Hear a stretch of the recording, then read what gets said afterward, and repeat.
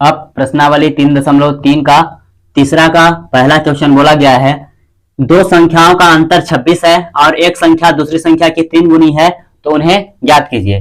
क्या बोला जा रहा है कि दो संख्या है, उनका अंतर मतलब कि घटाएंगे एक दूसरे में से, तो क्या आएगा 26 आएगा, और एक संख्या दूसरी संख्या की कितनी है 3 गुनी है। तो मान लेंगे, माना पहली संख्या x है व दूसरी संख्या y है, मान लिए। तो क्या हो जाएगा, प्रश्नानुसार अब आते हैं,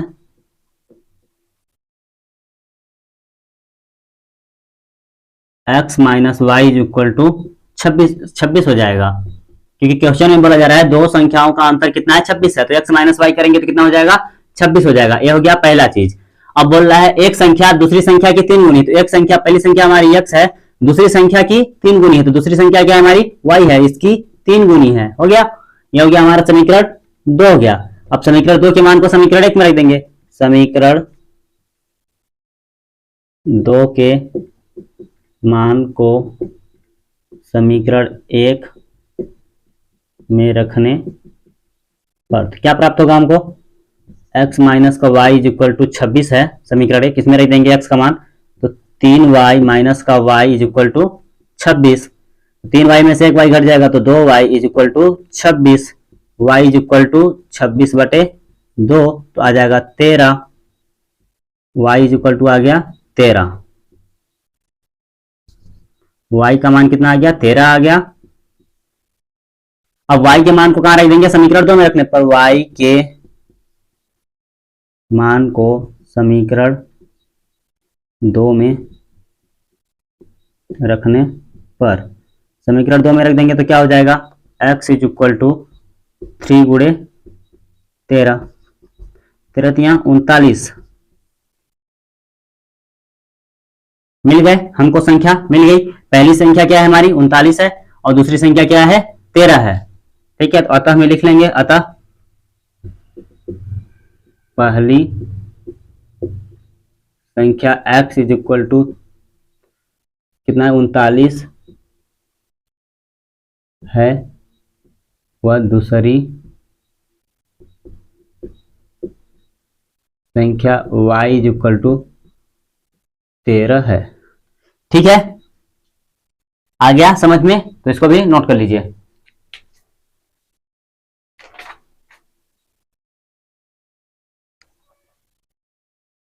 अब 3.3 के तीसरा का दूसरा क्वेश्चन है कि दो संपूरक कोणों में बड़ा कोण छोटे कोण से 18 डिग्री अधिक है, तो उन्हें ज्ञात कीजिए। क्या बोला जा रहा है कि दो संपूरक कोण हैं, उनमें से बड़ा कोण क्या है छोटे कोण से 18 डिग्री अधिक है।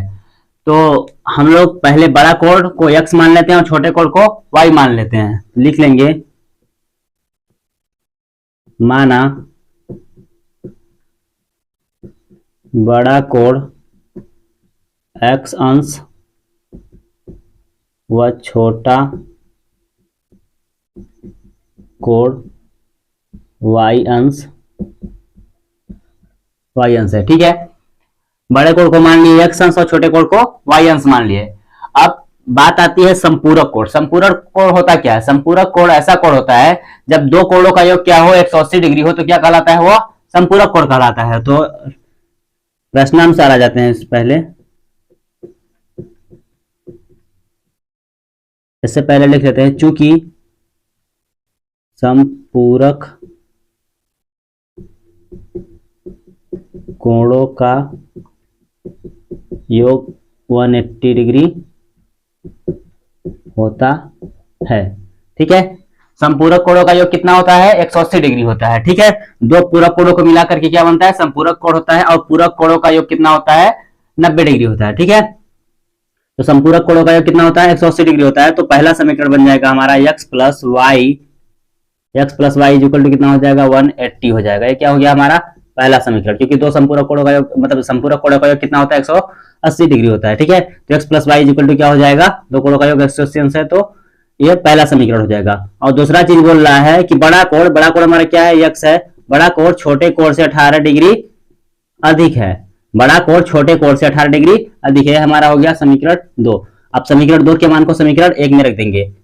समीकरण 2 के मान को समीकरण 1 में प्रतिस्थापित करने पर तो क्या हो जाएगा, x plus y is equal to 180। यही है हमारा समीकरण, किसमें x के जगह पे रख देंगे हम y प्लस 18 और इधर एक y है ही बराबर 180 हो गया। y 2y हो जाएगा बराबर 180 माइनस 18 तो y इज इक्वल टू हो जाएगा 162/2। y इज इक्वल टू आ जाएगा 81। y इज इक्वल टू कितना आ गया, 81। ठीक है, अब y के मान को कहां रख देंगे, समीकरण 2 में रख देंगे।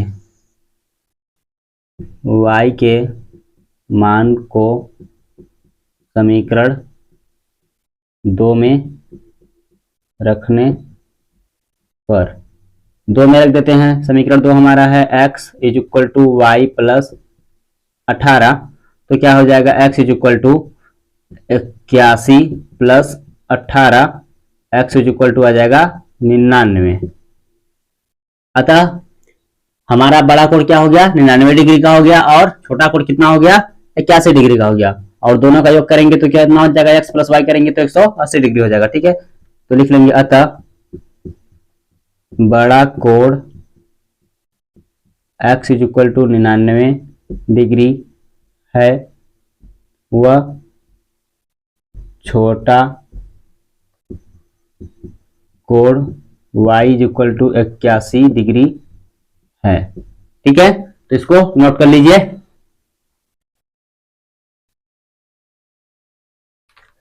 अब हमारा 3.3 का तीसरा क्वेश्चन है कि एक क्रिकेट टीम के कोच ने 7 बल्ले तथा 6 गेंदे 3800 रुपए में खरीदी। बाद में उसने 3 बल्ले तथा 5 गेंदे 1750 रुपए में खरीदी। तो प्रत्येक बल्ले व गेंद का मूल्य ज्ञात कीजिए। बहुत ही सिंपल सा क्वेश्चन है। तो इसके लिए क्या मान लेंगे, बल्ले की कीमत x रुपए मान लेंगे और गेंद की कीमत y रुपए मान लेंगे। तो हो जाएगा, मान लेते हैं, माना बल्ले की कीमत x रुपए है व गेंद की कीमत कितनी है हमारी, y रुपए है। ठीक है, प्रश्नानुसार आ जाते हैं। कितने बल्ले खरीदे जा रहे हैं, 7 बल्ले खरीदे जा रहे हैं तो उनका पूरा मूल्य कितना हो जाएगा, 7x हो जाएगा। ठीक है, कितनी गेंदें खरीदे जा रही है, 6 गेंदें खरीदे जा रहे हैं तो उनका कुल मूल्य हो जाएगा 6y हो जाएगा। कुल कितने पैसे दिए जा रहे हैं, 3800 रुपए दिए जा रहे हैं। ठीक है, ये हो गया हमारा समीकरण 1। फिर बोला जा रहा है बाद में उसने 3 बल्ले, तो 3 बल्लों का मूल्य कितना हो जाएगा, 3x और 5 गेंदे तो 5y हो जाएगा। 5 गेंदों का मूल्य, पूरे पैसे कितने दिए जा रहे हैं, 1750 दिए जा रहे हैं। ये समीकरण हो गया 2। हम समीकरण 2 से चलते हैं, समीकरण 2 को लेके समीकरण 2 से क्या हो जाएगा, 3x प्लस का 5y इज इक्वल टू 1750। तो हो जाएगा 3x is equal to 1750 minus का 5y, x is equal to 1750 minus का 5y बटे 3। इसको मान लेंगे समीकरण 3 मान लिए। अब समीकरण 3 को उठा के समीकरण 1 में रख देंगे।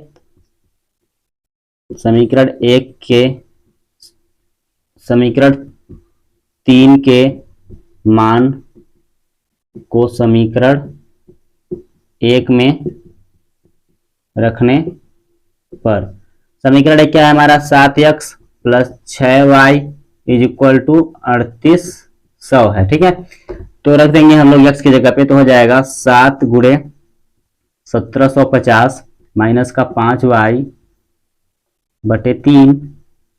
ठीक है, प्लस का 6y इज इक्वल टू 3800। अब आगे हम लोग कर लेते हैं, 7 का गुणा करेंगे 1750 में तो हो जाएगा 12250। ठीक है, 12250 हो जाएगा। अब 7 × 5 = 35 y हो जाएगी।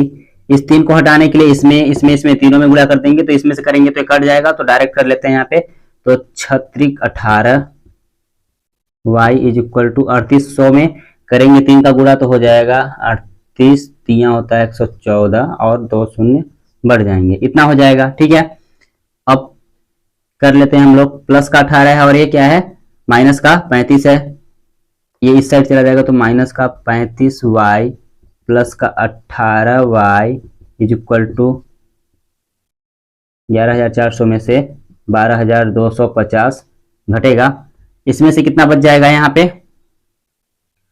हो जाएगा 35 है तो 15 में से 8 जाएगा, 8 दूनी 16, 7 बचेगा 7, और ये हो गया 2 में से 1 गया, 2 में से 1 जाएगा तो 1, 17 बचेगा।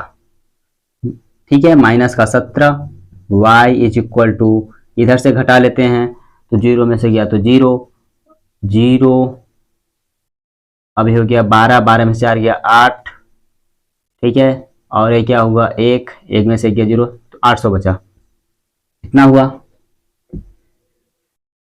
अब कर लेते हैं y इज इक्वल टू हो जाएगा, माइनस माइनस आपस में कट जाएंगे, तो y इज इक्वल टू हो जाएगा 800 भाग इज इक्वल टू 800 बटे 17 है, जब हम इसको काटेंगे तो कितना हो जाएगा 50 हो जाएगा। ठीक है, 17 85 और एक शून्य बढ़ जाएगा, तो y इज इक्वल टू आ जाएगा 50। ठीक है, अब y के मान को कहाँ रख देते हैं, समीकरण 3 में। y के मान को समीकरण 3 में रखने पर क्या हो जाएगा, समीकरण 3 हमारा फिर x is equal to 1750 minus का 5y बटे 3 है, तो x इज इक्वल टू हो जाएगा 1750 माइनस का 5 गुणे 50 बटे 3, तो x इज इक्वल टू हो जाएगा 1750 50 25 माइनस का 250 बटे 3, x इज इक्वल टू हो जाएगा 1500 बटे 3, 5 दिया 15 मतलब 500, x इज इक्वल टू कितना आ गया 500 आ गया। ठीक है, तो अतः में लिख लेंगे, अतः बल्ले की कीमत कितनी है 500 रुपए है और गेंद की कीमत कितनी है 50 रुपए है। ठीक है, अतः में लिख लेंगे इसके नीचे, यहां पे से नीचे लिख लेंगे अतः एक बल्ले की कीमत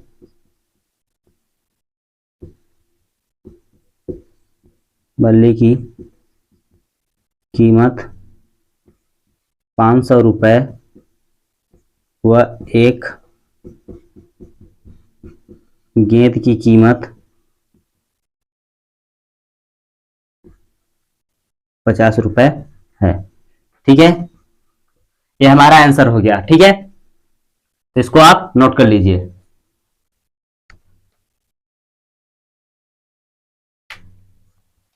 अब तीसरा का चौथा नंबर क्वेश्चन है, इसमें बोला जा रहा है एक नगर में टैक्सी के भाड़े में एक नियत भाड़े के अतिरिक्त चली गई दूरी पर भाड़ा सम्मिलित किया जाता है और 10 किलोमीटर दूरी के लिए भाड़ा 105 रुपए है तथा 15 किलोमीटर दूरी के लिए भाड़ा 155 रुपए है, तो नियत भाड़ा व प्रति किलोमीटर भाड़ा क्या है। एक व्यक्ति को 25 किलोमीटर यात्रा तय करने के लिए कितना भाड़ा देना होगा।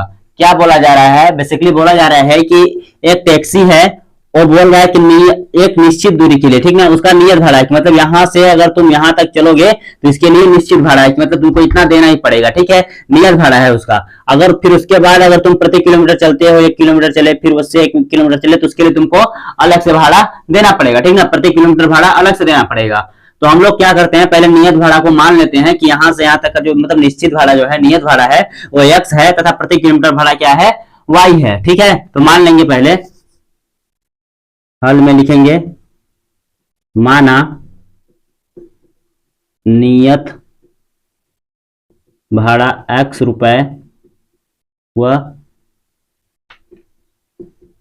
प्रति किलोमीटर भाड़ा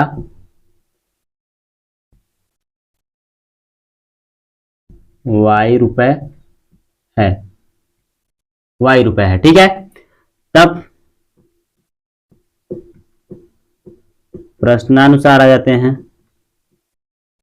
प्रश्नानुसार क्या हो जाएगा, कितना चल रहा है एक व्यक्ति 10 किलोमीटर चल रहा है, अतिरिक्त कितना चल रहा है वो 10 किलोमीटर चल रहा है, तो पहले इसका नियत भाड़ा x होगा ही, जितना निश्चित भाड़ा है x और अतिरिक्त कितना चल रहा है वह 10 किलोमीटर चल रहा है, तो 10y इसका भाड़ा हो जाएगा और पूरा पैसा कितना दिया है वह 105 रुपया दिया है। एक समीकरण एक हो जाएगा हमारा। फिर बोल रहा है एक व्यक्ति 15 किलोमीटर दूरी तय करता है, ठीक है, मतलब उसका नियत भाड़ा x तो होगा ही इसका, और अतिरिक्त 15 किलोमीटर चल रहा है तो इसका भाड़ा कितना हो जाएगा 15y हो जाएगा। पूरा पैसा कितना दे रहा है वह 155 दे रहा है। ये समीकरण हो गया हमारा 2, ठीक है। आप क्या करते हैं, समीकरण किसी एक समीकरण को उठा लेते हैं, तो समीकरण एक से समीकरण एक क्या है, x plus 10y is equal to 105, x is equal to हो जाएगा 105 माइनस का 10y हो जाएगा। ये हो गया हमारा समीकरण 3।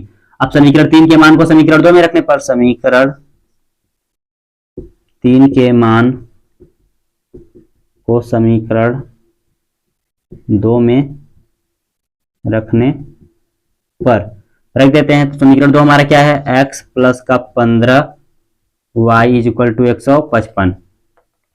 तो x के जगह पे हम लोग रख देंगे 105 माइनस का 10y प्लस का 15y 155 हो जाएगा। यहाँ पे ये प्लस का है माइनस का है, तो यहाँ पे बचेगा 5y और इधर 155 जो है इस साइड आके घटेगा तो 105 हो जाएगा। तो 5y इज इक्वल टू इधर हो जाएगा हमारा 50, तो y इज इक्वल टू हो जाएगा 50/5, तो y इज इक्वल टू कितना आ जाएगा 10। y इज इक्वल टू कितना आ गया हमारा 10 आ गया, ठीक है। अब y के मान को समीकरण 3 में रखने पर समीकरण 3 हमारा क्या था, x is equal to 105 minus का 10y, तो x इज इक्वल टू हो जाएगा 105 माइनस का 10 गुणे 10, x इज इक्वल टू हो जाएगा 105 माइनस का 100, x इज इक्वल टू हो जाएगा 5, ठीक है। तो हमारा नियत भाड़ा कितना है, x इज इक्वल टू 5 रुपए है, और अतिरिक्त किलोमीटर प्रति किलोमीटर भाड़ा कितना है हमारा, वो 10 रुपए है, ठीक है। अब यदि कोई व्यक्ति 25 किलोमीटर यात्रा तय करता है तब भाड़ा इज इक्वल टू कितना हो जाएगा, निश्चित भाड़ा रहेगा ही उसका, और इधर हो जाएगा 25y हो जाएगा, तो बराबर निश्चित भाड़ा कितना है 5 है, ठीक है, और 25 गुणे 10 कितना हो जाएगा 250 इधर हो जाएगा 255 रुपए। यदि कोई व्यक्ति 25 किलोमीटर यात्रा तय करता है तो क्या होगा, उसको 255 रुपए देने पड़ेंगे। अतः हमें सबका मिला के लिख देंगे यहां पे, अतः नियत भाड़ा x इज इक्वल टू 5 रुपए व अतिरिक्त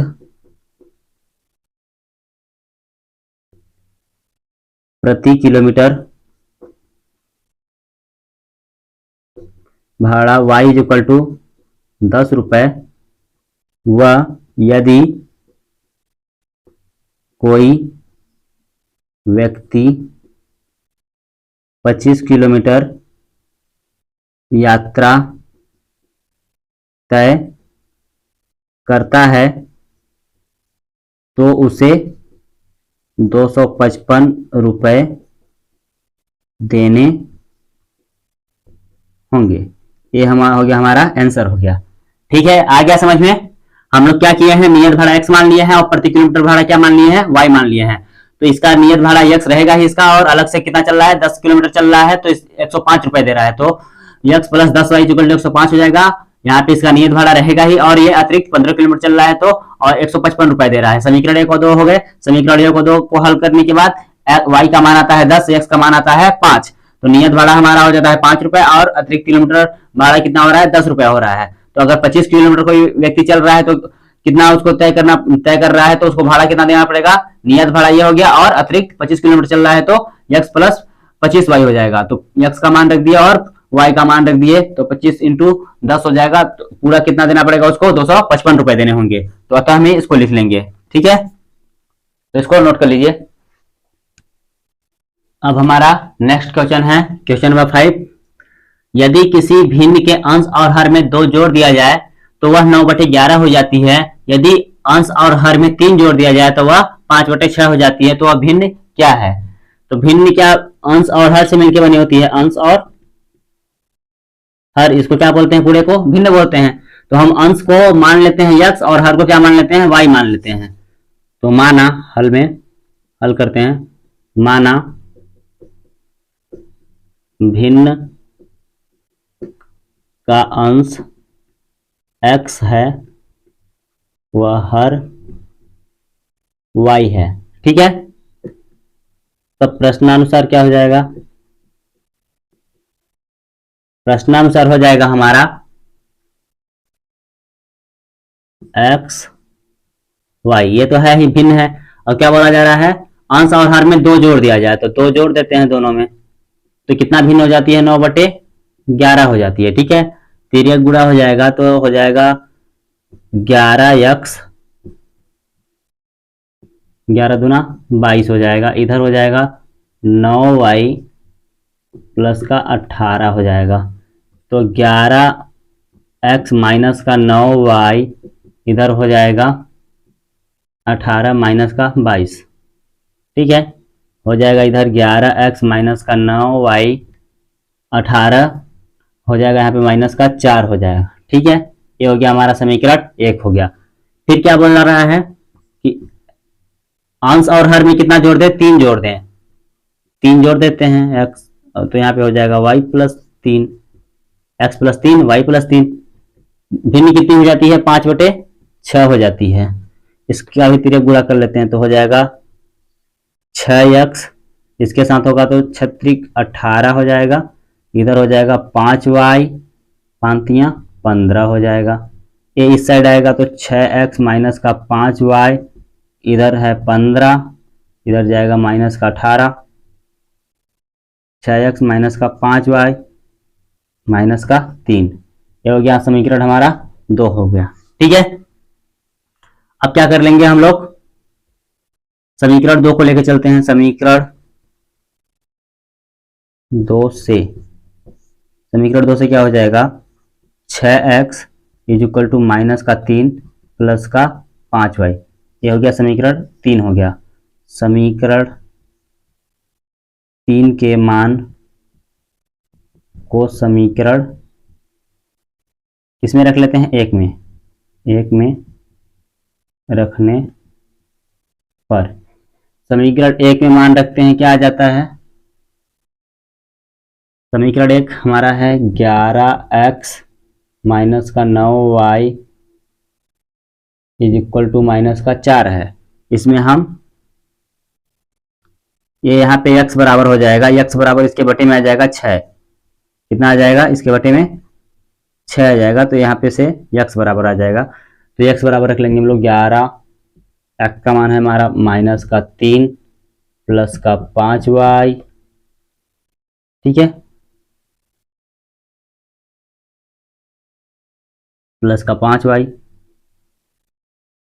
बटे में 6 है, माइनस का 9y माइनस का 4 है। ये गुणा कर देंगे तो 11 33 माइनस का 33 हो जाएगा, और इधर हो जाएगा 11 5 55y हो जाएगा। ठीक है, अब इस 6 को हटाना है तो यहाँ पे 6 का गुणा करेंगे, यहाँ पे तीनों में गुणा कर देंगे, तो यहाँ पे करेंगे तो 6 से कट जाएगा, तो डायरेक्ट कर देते हैं।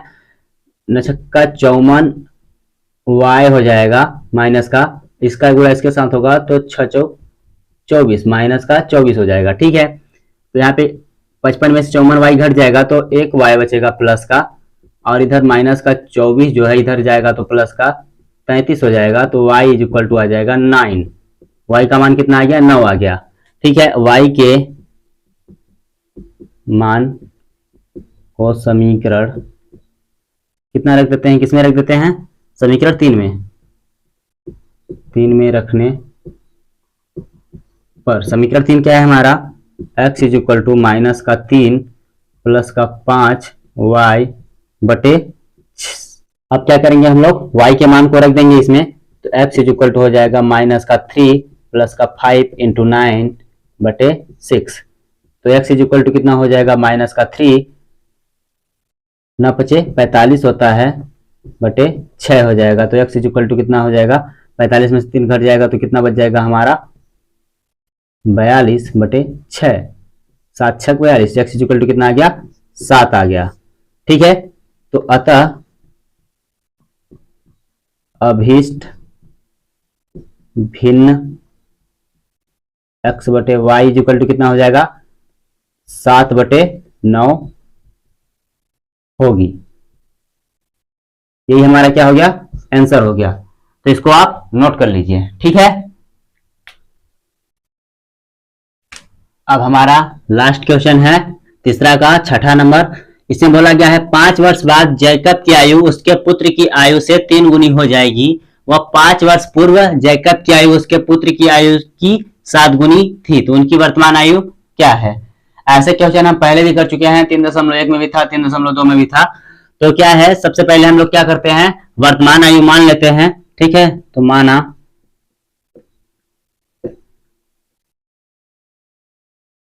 जैकब की वर्तमान आयु x वर्ष है, वह उसके पुत्र की वर्तमान y वर्ष है। ठीक है, जैकब की वर्तमान आयु x वर्ष मान ले रहे हैं, उसके पुत्र की वर्तमान आयु y वर्ष मान ले रहे हैं। ठीक, तो अब तब 5 वर्ष बाद जैकब की आयु क्या होगी, अभी वर्तमान आयु है x वर्ष है, तो 5 वर्ष बाद उसकी आयु कितनी हो जाएगी, 5 वर्ष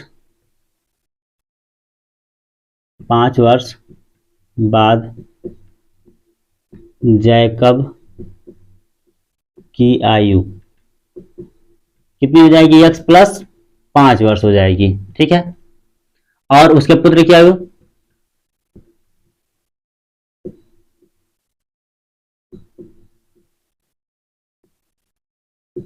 क्या हो जाएगी, y प्लस 5 वर्ष हो जाएगी।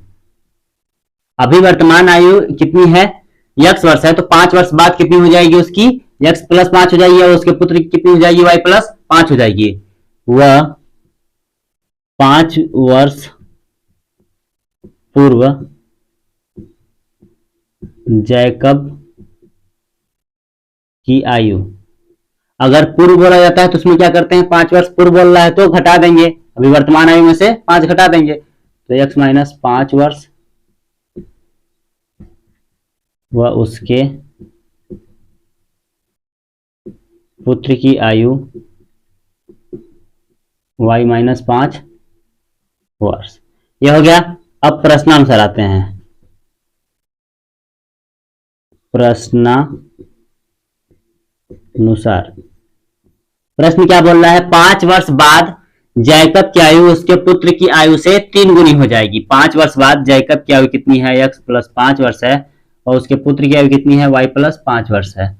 क्या बोल रहा है, 5 वर्ष बाद जैकब की आयु उसके पुत्र की आयु की 3 गुनी हो जाएगी। ठीक है, समीकरण को बना लेते हैं। 3y हो जाएगा, इधर 5 15 हो जाएगा। ठीक है, तो x माइनस का 3y और 15 माइनस का 5, x माइनस 3y इधर हो जाएगा 10। समीकरण 1 मिल गया। और फिर बोला जा रहा है कि 5 वर्ष पूर्व जैकब की आयु कितनी आई रहेगी, x माइनस 5 वर्ष, और उसके पुत्र की आयु कितनी रहेगी, y माइनस 5 वर्ष। ठीक है, 5 वर्ष पूर्व जैकब की आयु उसके पुत्र की आयु की 7 गुनी थी। 7 को गुना कर देंगे तो क्या हो जाएगा, x माइनस 5, इधर हो जाएगा 7y, 7 बचे 35। आगे हल करेंगे, x माइनस 5, x माइनस का 7y हो जाएगा, इस साइड आएगा तो, और इस साइड है माइनस का 35, तो हो जाएगा माइनस का 5 उस साइड जाएगा तो प्लस का 5 हो जाएगा। तो x माइनस का 7y इधर हो जाएगा माइनस का 30। ये हो गया समीकरण 2। समीकरण 1 और 2 आपको मिल गए हैं, तो आप इसको प्रतिस्थापन विधि से हल कर लीजिएगा अपने से, और कमेंट सेक्शन में इसका उत्तर बताइएगा कि जैकब की आयु कितनी होगी वर्तमान आयु और उसके पुत्र की आयु कितनी होगी। इसको अपने से सॉल्व करके कमेंट सेक्शन में इसका उत्तर बताना है। ठीक है, इसको सॉल्व कर लीजिएगा, ये आपके लिए सॉल्व करने के लिए है। ठीक है।